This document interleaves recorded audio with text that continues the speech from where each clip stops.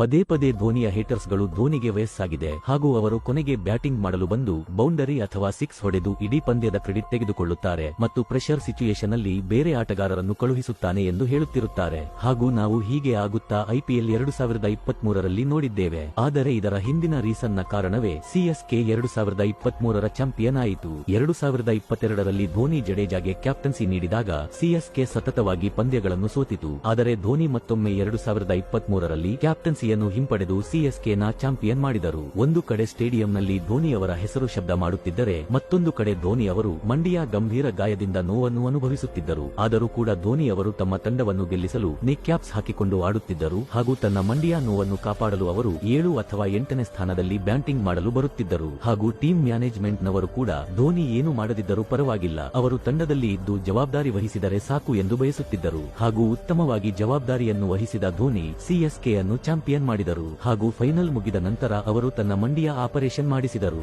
ಸ್ನೇಹಿತರೆ, ಧೋನಿ ಅವರ ಈ ರೀತಿಯ ಕಮಿಟ್ಮೆಂಟ್ಗಾಗಿ ಕಮೆಂಟ್ ಬಾಕ್ಸ್ ನಲ್ಲಿ ಒಂದು ಹಾರ್ಟ್ ಅನ್ನು ಕಮೆಂಟ್ ಮಾಡಿ.